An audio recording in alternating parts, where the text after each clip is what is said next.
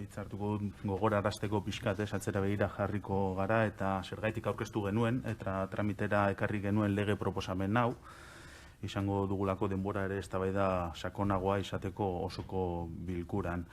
Euskal Herria Bilduk duela 6 urte planteatu zuen herri kontuen Euskal Epaitegiko otsailaren 5/1998ko legea aldatzea. Eta lege hori aldatzeko beharra gaur egun oraindik epaitegiko presidentea den Jose Luis Bilbaoren izendapenaren ondorioz aurkeztu genuen. 2015 urteko martxoan Bizkaiko Aldun Nagusi kargutik, 2015ko uztailean herri kontuen Euskal Epaitegiko presidentea izatera pasa zen. De hecho, oraindik funtzioetan egonda izendatu zuten herri kontuen presidentea.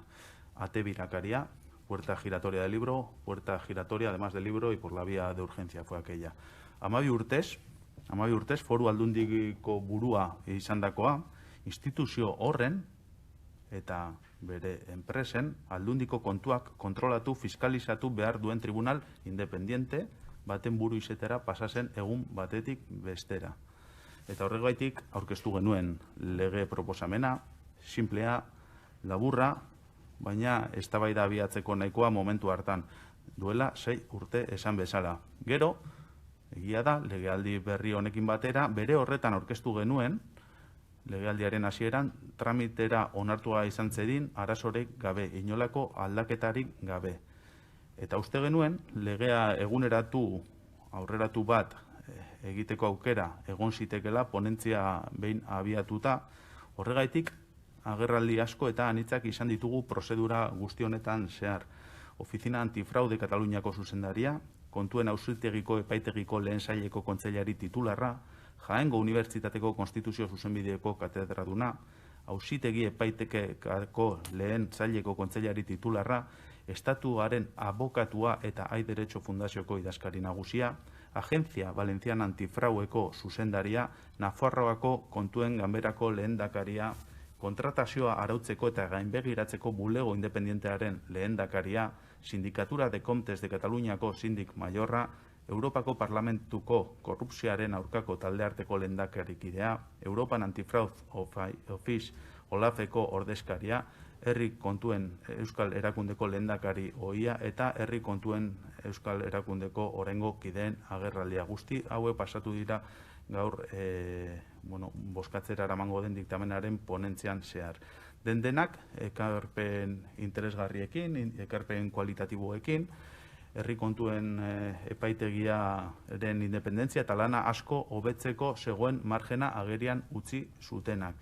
Baina agerraldiak joan ahala, gehiengo absolutua duten gobernuko alderdietako ordezkariak agerian uzten zuten egun batetik bestera ezer gutxi aldatzeko asmorik zutela, jarrera nolabaiteko defentsibo batean gotortuta, eta gaur dugu horren emaitza eta nolabait guk genituen susmo horiek eta sentsazio hori ikusita, gaurko emaitza ikusita esan genezake ez ginela okertu, zeren ezer gutxi aldatuko da onartuko denarekin.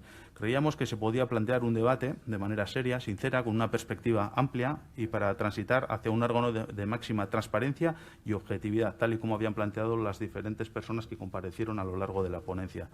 Desde el Parlamento, un órgano que se nombra desde el Parlamento, sí, con control parlamentario, de acuerdo, pero alejado de los intereses partidistas, porque no podía ser que el nombramiento del próximo, o esperemos próxima, presidenta del Tribunal Vasco de Cuentas Públicas se convierta en un cambio de cromos, un intercambio de puestos para unos y para otros. Y todo hace indicar que nuevamente va a ser así, tiempo al tiempo. Nuestra propuesta era muy mejorable. Y ya lo he dicho al inicio, el porqué de presentarla sin cambiar un ápice ni un punto y coma, pero al menos planteaba cierta proporcionalidad con la representación democrática de esta Cámara. Algo que ya veremos si se da a la hora de nombrar los consejeros y consejeras del nuevo Tribunal Vasco de Cuentas Públicas. Pero lo que ustedes van a aprobar no es que sea mejorable, es lamentable. Su propuesta aboca al Tribunal Vasco de Cuentas Públicas al cambio de cromos. Y ustedes han decidido además hacerlo de la mano del Partido Popular. Ese cambio de cromos han decidido en esta ocasión no solo hacerlo con el cambio socialista como hace 6 años, con ese cambalache de cambios de directora general del ente ITV, con la adjunta al Ararteko, etcétera, sino que esta vez han sumado a su cambio de cromos al Partido Popular, que precisamente en buenas prácticas y buen hacer no son ejemplares. Y todo hace indicar que todo a cambio de repartirse cuotas de consejeros, ya lo veremos tiempo al tiempo, y hacen eso sin establecer un mínimo de criterios y requisitos profesionales para las personas seleccionables. Mal, pero es que además lo hacen sin ni siquiera, como he dicho, respetar la proporcionalidad de la Cámara. En fin. Y van a poder presentar al presidente o la presidenta que quieran para los próximos 12 años, sin requisitos ni trayectoria profesional en la materia. Y aquí me viene a la cabeza, por ejemplo, la Oficina Independiente de Regulación y Supervisión del Ministerio de Hacienda, donde son profesionales, funcionarios de carrera, quienes acceden a la presidencia por mandatos de 6 años no renovables, o en la Cámara de Comptos, como la presidenta actual de la Cámara de Comptos de Nafarroa es una persona profesional, una auditora profesional de la propia Cámara, que tras 20 años de trayectoria profesional accede a la presidencia. Pero aquí no. Aquí ya veremos a quién se nombra, pero se nombrará a quien convenga, incluso permitiéndose las puertas giratorias protagonizadas por el PNV con José Luis Bilbao a la cabeza, que se dieron hace 6 años. Esas puertas giratorias. Hacer parecer que se dan cambios para no cambiar absolutamente nada. Eso es el ejercicio que ustedes han hecho con esta modificación del Tribunal Vasco de Cuentas Públicas. Eta beraz, gertatu da aurreikusi zitekena, baina nik esango nuke, ez da gila sorpresa puntu batekin, baina are deskaro handiagoarekin.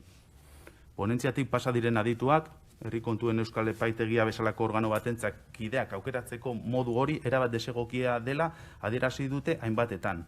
Eta naiz eta ohikoa izan alderdi batzuen partetik, horrela aritzea ez da normala. Ohikoa izateagatik ez da normala eta are gutxiago egokia. Ezin dugu onartu hala balitz bezala. Gizarteak gero eta neurri gehiago irmotasun handiagoa erabateko gardentasuna eta guztion diruaren eta baliabideen kudeaketa inpolutua eskatzen dituen honetan, makillaje triste bat egingo zaio herri kontuen epaitegiari. Zeozer aldatuko dela itxura emanez, baina oinarrian ezer aldatu gabe.